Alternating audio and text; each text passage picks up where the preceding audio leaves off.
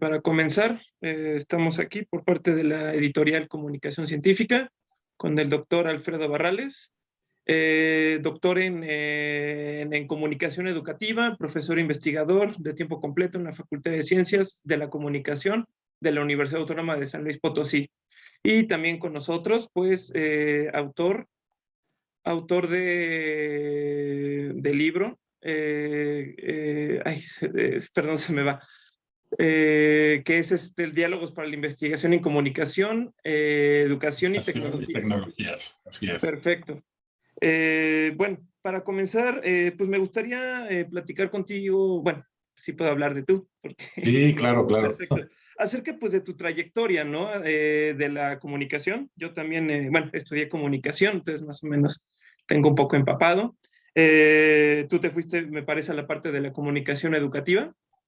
Sí. Ok, pues más o menos, bueno, más o menos, ¿cuál es tu trayectoria? ¿Qué es lo que te llevó, por ejemplo, hasta el punto de publicar el libro que tienes publicado con nosotros? ¿Cuáles son como los puntos más importantes de tu carrera? Pues mira, una de las actividades principales, si no es que la principal, de la investigación científica, es difusión, perdón, pues del conocimiento que se genera en el proceso de investigación. Entonces, pues una de las formas de difusión o de difundir los hallazgos científicos, pues es a través de la publicación de libros. Hay otros como, pues, publicarlo en una ponencia, en una revista, hacer de pronto programas no sé, de video, podcast, etcétera, ¿no? Entonces, pues en este caso, nosotros decidimos publicar este libro porque pues es una recopilación de muchas experiencias de educación, de comunicación y de tecnologías y la convergencia de estas tres disciplinas o áreas, más bien. Pues nos pareció que era bastante relevante para el campo de la comunicación, pues dar a conocer a la comunidad científica pues estos hallazgos, estas experiencias, porque no todos son resultado de investigación, no todos los capítulos, perdón, que están incluidos son resultados de investigación, algunos son experiencias educativas también. Entonces, pues nos pareció muy importante difundir pues todas estas aportaciones. Entonces, pues como parte de mi labor como profesor investigador, eh, pues yo hago pues estas acciones de difundir el conocimiento. Y bueno, este libro surge a raíz de un simposio que organicé junto con mi equipo, con mi grupo de investigación, perdón, de la facultad, en el que hubo pues toda una gran cantidad de exposiciones, de ponencias justamente, sobre pues los tres ámbitos, ¿no? La comunicación, la educación y la tecnología, en diferentes vertientes, pues tanto teóricas como prácticas. Ok, perfecto. De hecho, sí estaba viendo que este libro está, ahí tiene más, o alrededor de 49 expertos que hacen estudios desde, por ejemplo, la investigación de la tecnología aplicada a la educación hasta la comunicación, si es horizontal o vertical, en un restaurante, hasta la comunicación que hay dentro del comercio informal. O sea, son como, y todo enfocado en una región, ¿no? Más que nada San Luis Potosí, creo que por ahí hay un par de estudios en Tabasco, en otras partes, regiones del país. Mi pregunta sería, ¿cómo fue el proceso de inclusión de estos textos? ¿Cuál fue el criterio para seleccionarlos y pues para armar una narrativa, ¿no? ¿Cuál es también el eje central de que aglutina o que hace que este dé sentido a un libro de comunicación y que salga esta publicación? Pues mira, se convocó de manera abierta a cualquier persona investigadora en cualquiera de los tres ámbitos, a través, pues bueno, de todas nuestras redes de contactos, a través de perfiles de redes sociales de instituciones, pues de comunicación, de estudios de comunicación, etcétera. Y pues afortunadamente sí hubo muy buena respuesta. De ahí, pues bueno, según algunos criterios que se establecieron para la publicación, se descartaron algunos y pues se incluyeron pues todos los demás. Y bueno, la vertiente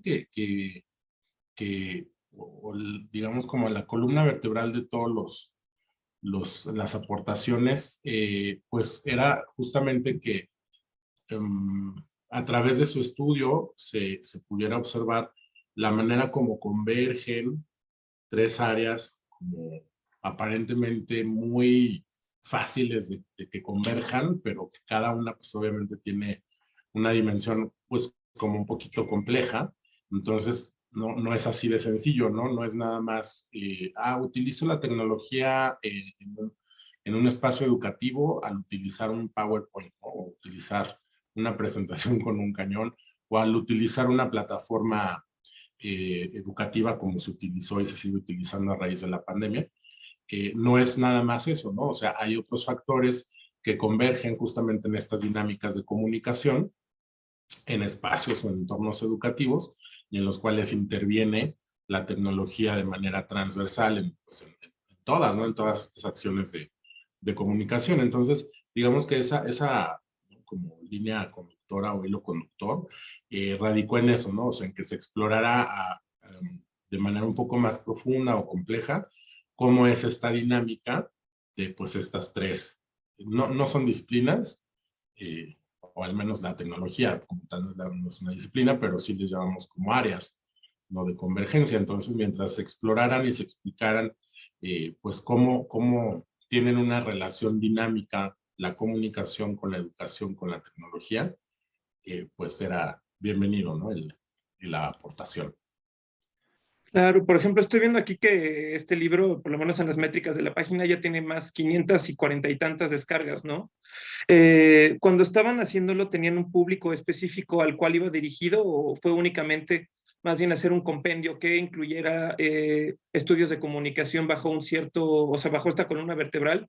¿O estaban pensando en para quién podría ser, para algún profesor que utilizara las tecnologías o para alguien que hiciera algún estudio sobre entrevistas semiestructuradas, sobre los comercios informales? ¿Hay algún público pensado para esto? Bueno, sí, o sea, principalmente, pues todo el gremio de investigadores e investigadoras de la comunicación, primordialmente, ¿no? Porque, bueno, son estudios que son muy recientes, o sea, todos los que se muestran ahí pues son muy recientes, y algunos también son muy innovadores.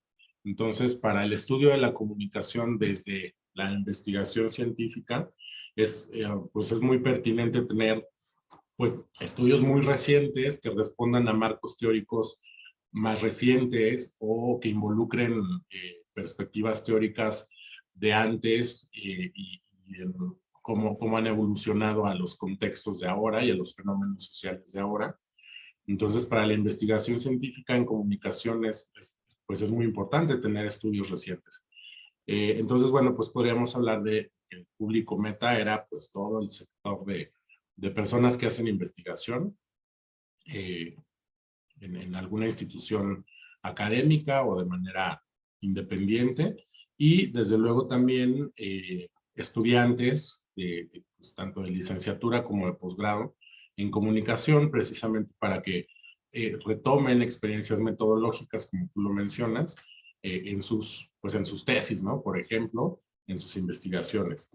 Y pues en un siguiente momento también a toda la comunidad de académicos y de académicas, ¿no? Que de pronto pueden retomar también experiencias de las que se mencionan en los diversos capítulos del libro, porque como te comentaba, no todos son resultado de investigaciones, algunas son experiencias pues en el aula, ¿no? Principalmente, o en espacios educativos.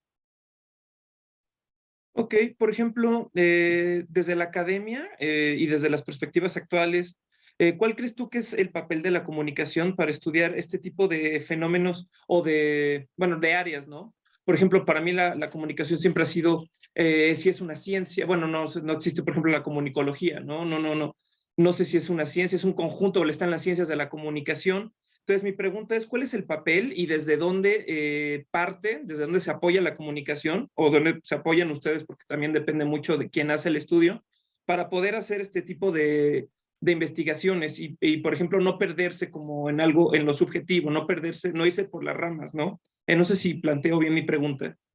Sí, me parece que sí, si le entendí, correctamente, aquí iría la respuesta, ¿no? O sea, desde la disciplina de la comunicación, pues sí, efectivamente hay pues una gran diversidad de teorías que pues que dan pertinencia epistemológica y teórica y científica pues a la propia comunicación, ¿no? ¿Por qué? Pues porque la comunicación tiene como una doble cara en la academia, ¿no? Como tú dices. Es objeto de estudio, es decir, estudiamos e investigamos a la comunicación como un fenómeno social, pero a la vez es una vía a través de la cual pues se comunica la ciencia, ¿no? O sea, se hace pues lo que decía hace rato, difusión y divulgación de la ciencia, entonces tiene como varias caras, ¿no? Y bueno, sí hay obviamente una eh, pues gran discusión teórica sobre si es una ciencia o no. Lo que es cierto es que hay pues muchas perspectivas teóricas que hacen de la comunicación una disciplina que puede ser vista desde muchas disciplinas, ¿no? Y a través de muchas disciplinas, es decir, es multidisciplinaria y es transdisciplinaria. Y eso le da, lejos de que le reste como credibilidad científica, digamos, pues más bien le da una versatilidad importante para entender y comprender fenómenos de la realidad social que son, digamos, como atravesados por la comunicación, pero que pueden involucrar otros elementos pues de la sociedad, ¿no? De la realidad social. Entonces, pues en ese sentido, la manera como se abordan los fenómenos sociales puede ser, pues, abordarlos desde la mirada de la comunicación, es decir, con marcos teóricos muy apegados perdón, al fenómeno comunicativo, o también observarlos a través de otras miradas teóricas, ¿no? Y eso le da pues mucha riqueza a la manera como comprendemos los fenómenos, pues porque los fenómenos de la sociedad son complejos, no nada más, bueno, no nada más se pueden observar desde una mirada, se pueden observar y comprender desde varias miradas. Ok, también me llama mucho la atención la manera en que está estructurado este libro por los bloques. Por ejemplo, ¿cómo fue o el proceso? Por ejemplo, el primer bloque es modalidades tecnológicas emergentes en la educación, ¿no? El segundo es la comunicación y la gestión del negocio en torno a la utilización de imágenes, comercio informal y organizaciones educativas. El tercero es el proceso de enseñanza-aprendizaje a través de las nuevas tecnologías, desde enfoque transmedia, que por ejemplo quizá podría ser un poco parecido al primer capítulo, pero no es el primer, o sea, no es el mismo contenido. Y el cuarto, ¿no? Que son estudios emergentes vinculados al ámbito organizacional, en redes sociales, la divulgación de la ciencia, etcétera. Entonces, mi pregunta es, ¿cómo fue el criterio de selección? O sea, uno tiene tantos capítulos, tantos trabajos, cómo se organizaron para poder aglutinarnos en estos bloques y así darle el sentido que tiene ahora. Bueno, pues sí, efectivamente había muchísimas propuestas de colaboraciones, pero lo que hicimos, mis compañeros y yo, que somos los tres somos los coordinadores del libro, fue partir digamos, como pues los elementos actualmente, o sea, los elementos más actuales de abordaje de la comunicación. Es decir, no hay, por ejemplo, si te fijas, no hay capítulos que sean meramente teóricos o que hagan un debate o una discusión teórica, ¿no? De alguna corriente filosófica, epistemológica o teórica propiamente de la comunicación, sino que la gran mayoría son de fenómenos que están pues muy cercanos a nosotros, tanto en el ámbito educativo o no, por lo que mencionan, ¿no? Por ejemplo, los negocios, etcétera. Entonces, haciendo pues por ahí alguna búsqueda también de estudios actuales, lo que decidimos es que los podíamos dividir en estas tres grandes áreas en las que también convergen la comunicación y la tecnología, principalmente, y la educación, digamos, como en un bote por separado, pero en el que también convergen la comunicación y la tecnología en el ámbito educativo, ¿no? Entonces en un primer momento había como dos grandes, pues, bloques, ¿no? todo lo que es comunicación y tecnología que no abarca o que no abarcaba el ámbito educativo, y el otro, todo lo que sí abarca el ámbito educativo, eh, pero que además también rebasa incluso lo comunicativo y que puede ser meramente tecnológico, ¿no? O sea, puede ser a lo mejor algún descubrimiento de algún tipo de tecnología para cierto proceso educativo, y que no tiene como preponderancia en la observación del fenómeno comunicativo, pero que sin embargo ahí está ese fenómeno comunicativo, ¿no? Entonces, ese fue como un primer gran momento para dividir las colaboraciones. Y bueno, ya después hicimos como pues, observando los envíos y los contenidos y demás, pues hicimos una nueva que abarcaba todo, pues todo lo que no entra en ninguna categoría, pero que existe, ¿no? Que son todos los estudios emergentes, ¿no? O sea, en estudios emergentes me refiero a todos los que están muy en la realidad, pero que todavía no se encuentran no grandes cantidades de investigaciones al respecto, ¿no? Por ejemplo, estaba el uso del storytelling pues en las narrativas multimedia, transmedia, etcétera, pero no se encontraba ningún estudio de storytelling que se relacionara con la comunicación organizacional, ¿no? Por ponerte algún ejemplo. O bien estaba el storytelling en la educación, pero no involucraba tecnologías. Entonces, empezamos a notar que había envíos pues de este tipo, ¿no? O sea, que eran como muy nuevos y que no entraban en esta categoría. Entonces dijimos, pues es que todo esto también se tiene que atender y también se tiene que incluir, ¿no? Son pues los estudios emergentes de comunicación, que bueno, ahí podemos hablar hasta de cosas que no tengan que ver con tecnología, ¿no? Pero digamos como la realidad es que ahora todo estudio de comunicación, como que por default, abarca tecnología, ¿no? Aunque no se hayan estudiado. Por ejemplo, hay estudios muy interesantes actualmente sobre cómo sectores de grupos originarios utilizan redes sociales para, no sé, para comunicarse con otros grupos o pueblos originarios, ¿no? O cómo se utiliza, por ejemplo, el teléfono celular en el comercio informal, en ciertas comunidades de mujeres emprendedoras, ¿no? Eh, entonces, sí, o sea, sí hay ahí como ese grado de comunicación, aunque el objeto de estudio no está como exactamente en lo comunicativo, sino en lo tecnológico, por el uso en este ejemplo de los celulares. Sin embargo, como te decía hace rato, pues también está implícita de manera transversal toda la acción comunicativa. Entonces, pues bueno, todos estos fueron como este otro sector que son, digamos, como los estudios emergentes, ¿no?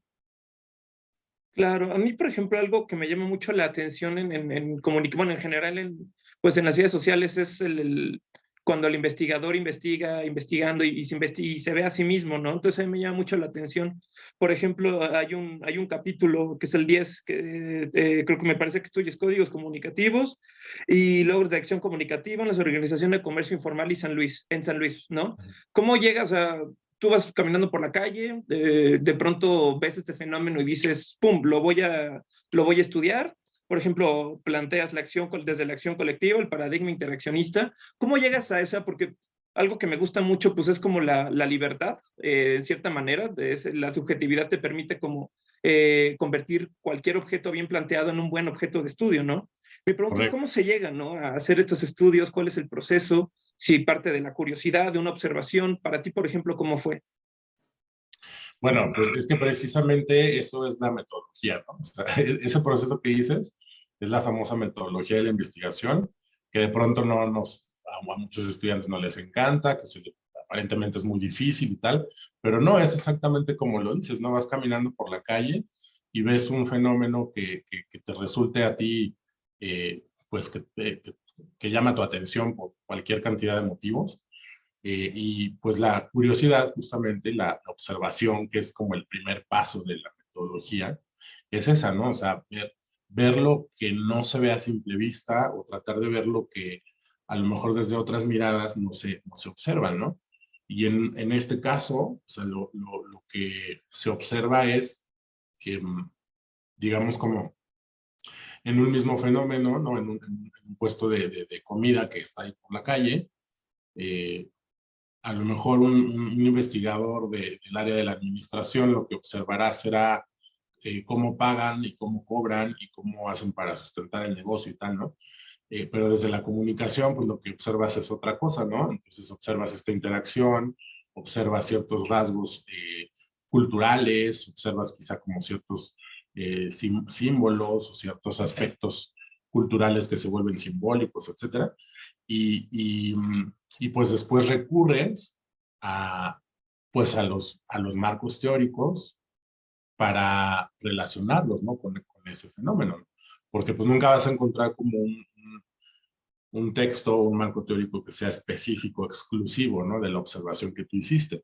Y justo en eso consiste el proceso de investigación científica, ¿no? En que tú como investigador pues hagas ese vínculo, hagas ese proceso de lo que estás observando contra lo que está ya investigado, ya escrito, ya publicado incluso, y decir, ok, yo puedo retomar este marco teórico, yo puedo retomar este estudio que ya se realizó para hacer un planteamiento de este otro fenómeno, de este objeto de la realidad social, eh, y poderlo investigar, ¿no? Poder hacer un proceso de investigación sobre este nuevo objeto de la realidad social y observarlo desde otra mirada que para empezar es la mía como investigador, ¿no? Y otros marcos teóricos y otros marcos metodológicos en otros contextos sociales, ¿no? Culturales, históricos y demás, pues, que resulta en tu investigación, ¿no?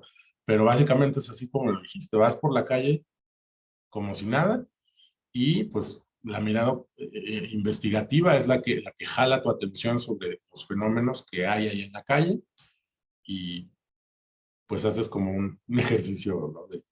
de pensar y de relacionar eh, con todo ese bagaje teórico pues, que debes de tener, ¿no?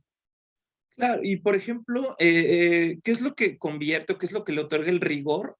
O sea, porque vaya, voy caminando, puede ser hasta anecdótico, ¿no? Entonces, ¿dónde se le otorga? O sea, es cuando le carga uno un peso teórico más una metodología para hacer la investigación y de pronto sale un resultado. Entonces, por ejemplo, en la academia, ¿qué es lo que le otorga ese rigor? Porque a veces pueden ser trabajos como súper locos, o sea, o unos trabajos súper bien estructurados, o unos trabajos que aparentemente se plantean bien. Bueno, para andarme por las ramas yo tampoco es muy fácil. ¿Dónde recae ese rigor para que un trabajo, una observación, este tipo de investigaciones, se convierten en un trabajo académico reconocido e incluso institucionalizado, ¿no? ¿Cómo es ese proceso donde recae ese rigor para que no quede solo en una narrativa, pues de que iba caminando por la calle y hablé con el de los tacos y lo escribí en una bitácora, ¿no? Por decir. Sí, pues en esas dos cosas, en la teoría y en la metodología, ¿no? Así de simple, ¿no? Entre comillas. Mientras tú observes ese fenómeno, ¿no? De la calle y recurras pues a lecturas, por ejemplo, aquí se me ocurre que puedes recurrir a algún aspecto a lo mejor sociológico para comprender cómo se agrupan algunas personas a partir de ciertos, no sé, marcos, referentes, etcétera. Entonces ahí tienes como una mirada de la sociología que te va a ayudar a comprender este fenómeno comunicativo, ¿no? Pero de pronto también observas otro, pues, no sé, otro referente teórico que a lo mejor tiene que ver más con la antropología y tal, ¿no? O sea, el rigor radica precisamente en lo minucioso que eres al revisar ese aparato teórico para dar sustento a ese planteamiento, ¿no?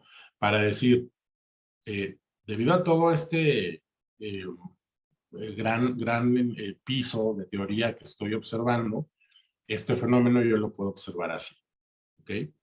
Y después viene otro piso que es el de metodología. Entonces tú dices, bueno, ¿cómo puedo observar ahora sí ya en el proceso ya de investigación? ¿Cómo voy a observar ese fenómeno en esta realidad en la que me encuentro ahora? ¿No? Y entonces recurres a estudios que hayan hecho, a lo mejor estudios similares, o recurres a técnicas de investigación que se hayan utilizado también pues en estudios similares o no similares, ¿no? Puede ser que tú recurras a una entrevista, como lo mencionaba, una entrevista semiestructurada, ¿no? Pero a ver, ¿cómo se ha utilizado la entrevista en estudios que aborden fenómenos sociales como este? O que tengan algún rasgo, ¿no? Similar, ¿no? Y de igual manera que en la teoría, ¿no? O sea, la manera en la que tú pongas muy bien sentado este piso de metodología para decir, estoy fundamentando la observación que yo voy a hacer de mi fenómeno, estoy fundamentando en todo esto que yo he consultado acerca de cómo lo puedo observar. Entonces ahí tienes como un gran rigor, tanto en la teoría y en la metodología. Y bueno, obviamente en los hallazgos que tú estás pues rescatando, ahí también hay mucho rigor, ¿no? Nada más que ahí es muchísimo tu observación y las conjeturas que tú haces a partir de lo que encontraste, de lo que planteaste. Pero también ahí hay mucho rigor, ¿no? O sea, cómo estás presentando, perdón, esos resultados, estás respondiendo a las preguntas que te hiciste inicialmente. Las preguntas que te hiciste inicialmente pues corresponden a ese fenómeno o no corresponden a ese fenómeno. O son preguntas muy básicas, a lo mejor no estás viendo lo complejo de ese fenómeno en las preguntas que te estás haciendo, y aunque tu metodología y tu teoría estén rigurosas, pues a lo mejor el resultado eh, no es a lo mejor tan trascendente, ¿no? Pero digamos como en dos cosas yo te diría la teoría y la metodología. Ok, y bueno, yéndome a algún punto un poco más específico que se aborda ya por ahí del epílogo, que son los desafíos de estudio de la comunicación, educación y tecnología, y me parece muy interesante, ¿no? Que cuando el objeto de estudio es la tecnología como tal, entonces la pregunta es, bueno, ¿estudia la tecnología como la estructura física que me permite tener un satélite, o la relación que tiene con la sociedad, o lo que provoca en la sociedad? Entonces, por ejemplo, en tu opinión, son las tres, y cómo defines a la hora de estudiarla cuál es el eje por el que uno se va a ir cuando estudia un fenómeno tecnológico, o más bien la tecnología desde la comunicación? Sí. Sí, desde la comunicación, desde la comunicación, o más bien, estudiar la tecnología desde la comunicación implica estudiar, número uno, la interacción que hay de las personas que usan tecnología con la propia tecnología. Número dos, implica estudiar, por ejemplo, en esa interacción pues hay un lenguaje, ¿no? Entonces, bueno, ¿cómo son esos lenguajes o cómo se modifican los lenguajes o cómo se adaptan los lenguajes? Que a lo mejor es parte de la misma interacción. Número tres, lo que le hace esa tecnología al usuario, tanto bien como mal, ¿no? Porque, pues bueno, la tecnología tiene sus dos caras, nos presenta muchísimas ventajas y también nos presenta muchísimas desventajas. Entonces, ¿qué es lo que hace con ese usuario? Y luego, digamos, como efecto de la tecnología, ¿qué sucede con los usuarios en sus otras interacciones en la sociedad a partir de la tecnología, ¿no? Entonces ya se vuelve incluso a lo mejor un tema de conversación en X lado, o ya se vuelve como un modus, ¿no? Vivendi, ¿no? De las personas, o cambia los contextos de las personas, a lo mejor cambia, por ejemplo, las formas de trabajo, modifica los tipos de trabajo que existen, y eso tiene un impacto también en la economía, ¿no?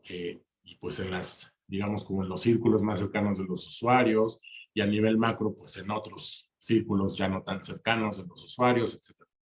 Entonces, desde la comunicación, lo primordial que yo te diría es estudiar la interacción que hay de usuario-tecnología, pero sobre todo cómo esa interacción propicia otros cambios, ¿no? Alrededor del usuario, ¿no? De diversas magnitudes y en diversas dimensiones, pero cómo modifica eh, esa tecnología, ese aparato, ¿no? esa simple como caja de fierritos, cómo impacta, ¿no? O sea, el fenómeno no es la tecnología en sí, sino la manera como pues interactúa la sociedad y cómo la sociedad interactúa a partir pues, de esas diferentes tecnologías, en lo educativo, en lo organizacional, en los negocios, en lo personal, ¿no? En lo sentimental, lo amoroso, o sea, en todos los aspectos que quieras. Claro, y bueno, la pregunta así que de moda, ¿no? Con respecto, por ejemplo, ahorita los 2 años que tenemos de pandemia, por ejemplo, que hubo una mudanza, ¿no? De la educación, del comercio, de la política, de todo. Pues ahorita esta misma entrevista me parece que es un muy buen ejemplo, ¿no? De que pues ya no te tuve que citar en alguna parte, ¿no? Yo desde aquí, desde la ciudad, tú bueno, de la Ciudad de México, tú en San Luis Potosí. Entonces, Sí. ¿qué tanto da pie esto para ser estudiado uno? O sea, me imagino que es podremos hablar de una revolución a la hora, no de una revolución científica tipo Kuhn, porque me parece que es algo totalmente distinto, pero a la hora de plantear estudios da materia para hacer muchos más estudios, ¿no?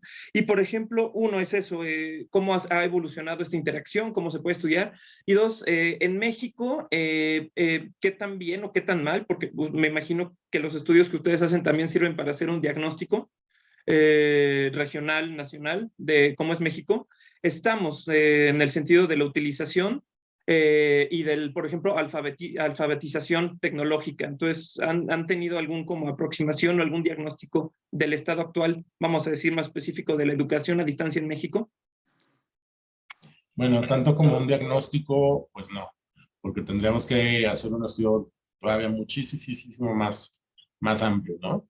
Pero lo que sí te puedo decir es que sí hubo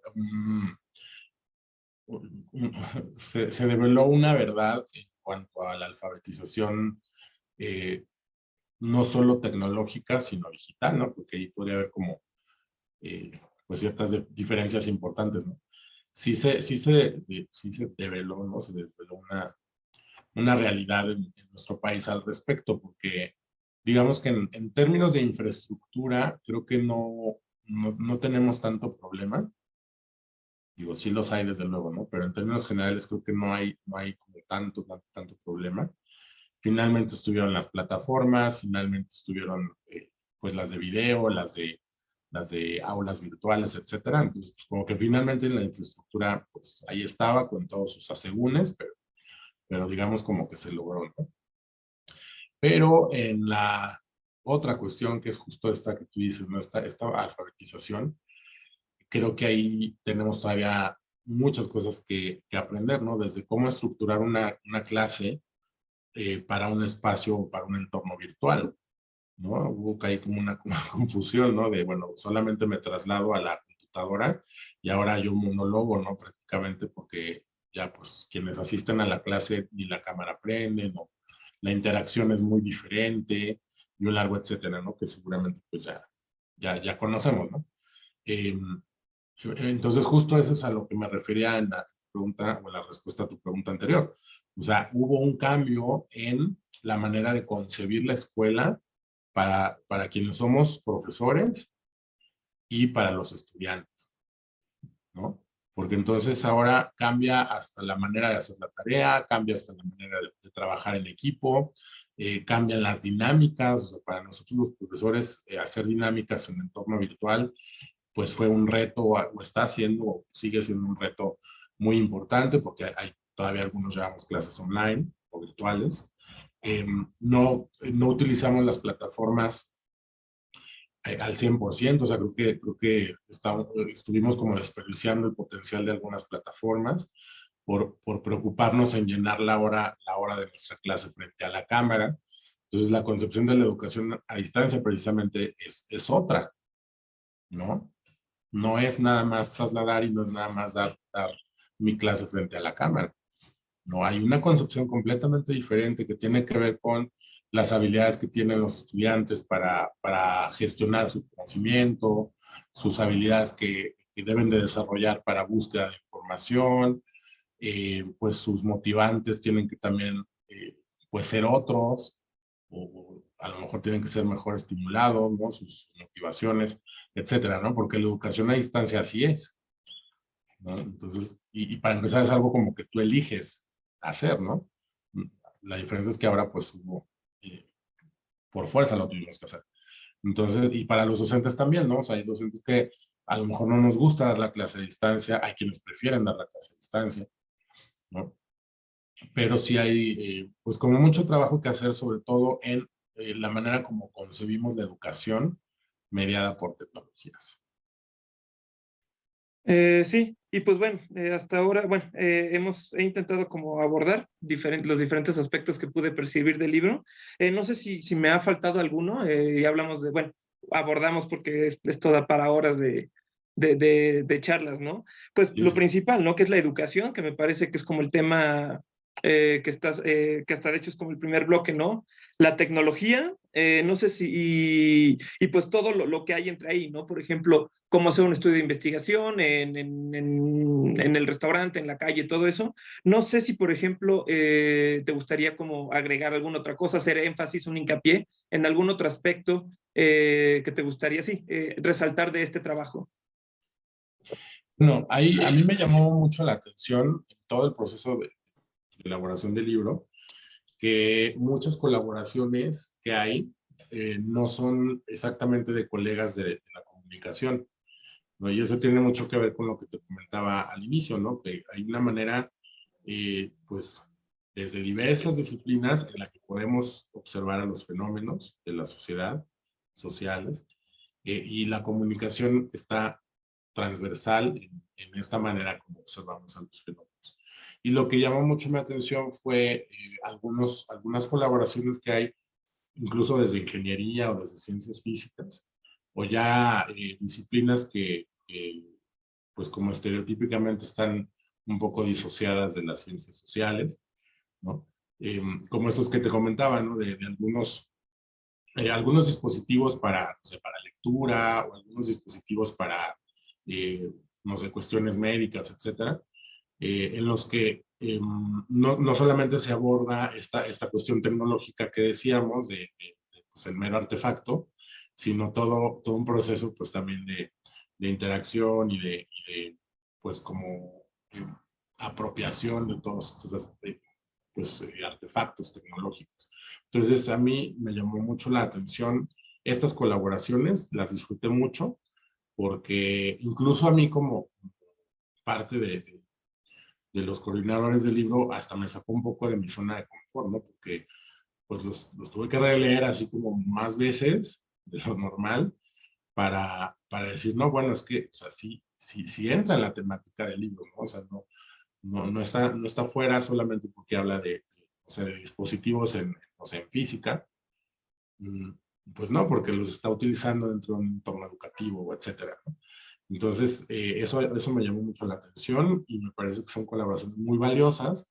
em, y bueno, lo que me gustaría resaltar nuevamente es esto, ¿no? Que los fenómenos de la realidad social, si los observamos desde la comunicación, que es nuestra área principal, pues encontraremos unas cosas, ¿no? Pero si nos movemos unos grados hacia nuestra derecha, pues vamos a encontrar otros puntos de vista, disciplinarmente hablando, que van a ser muy enriquecedores. Entonces, eso como que es muy importante para entender los estudios de comunicación. Lo que y bueno, en realidad a la investigación en general. Eh, es muy bueno tener nuestros referentes, pero también es muy bueno consultar otros y observar los fenómenos desde otros, ¿no? Y creo que este libro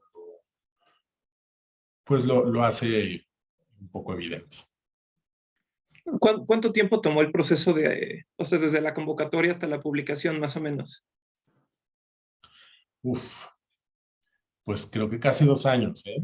Ah, un rato, claro. Sí, sí, sí, casi 2 años, porque, bueno, como tú lo dices, no son 49, casi 49, no recuerdo exactamente, pero, o sea, leer todas esas colaboraciones es un trabajal, desde luego, y aparte, pues revisar, no solamente leerlas, sino revisarlas. Primero que vayan con las especificaciones de formato que pusimos en la convocatoria, eso es como muy importante para que haya unidad, y pues hacer como las observaciones y pues regresarlas, ¿no? Y de que envías tú de regreso el texto a que te lo devuelvan con las correcciones, pues también ahí pasa mucho tiempo, y luego pasan también por manos de otros revisores, y luego pasa por manos del editorial, que también le da otra revisión muy minuciosa. Entonces sí es un proceso como bastante detallado. Y bueno, aún así, ya que yo lo vi ya finalmente, dije, chino, o sea, ¿cómo no vi no sé, este errorcito que se me fue o esta cosita, ¿no? O sea, siempre es como mm, importante revisarlo mucho. Y bueno, sí, casi 2 años. ¿Y desde el principio era intencional, por ejemplo, que el libro fuera de acceso abierto?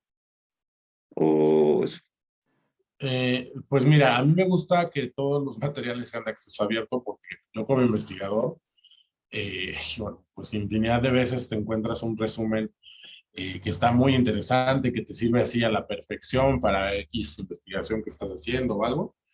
Y cuando vas a descargarlo, pues no, te aparece ahí la pantalla de uno que lo tienes que comprar o que lo puedes como rentar, digamos, o en el caso menos grave, pues que te des de alta en determinada base de datos para poderlo descargar, ¿no?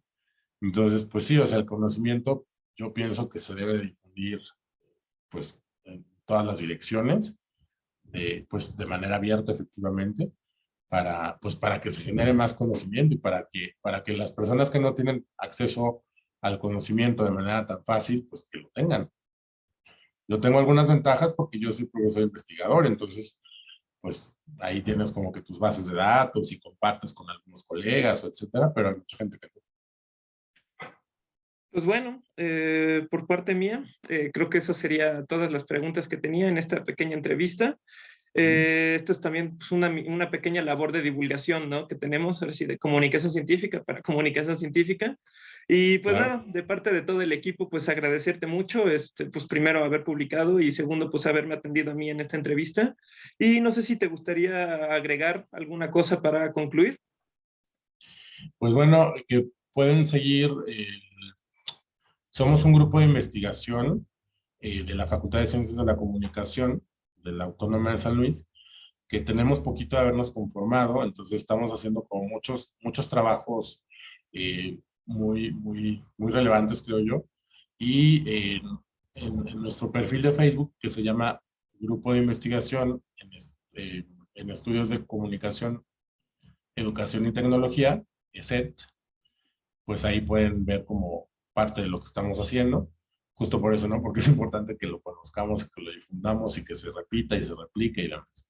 Entonces, pues que nos sigan en este perfil de Face y bueno, pues gracias a ustedes por habernos también aceptado publicar con ustedes, porque tampoco es tan sencillo, y toda la chamba que eso implicó, ¿no? Que estuvieron siempre muy de cerca y muy amables todos y muy atentos.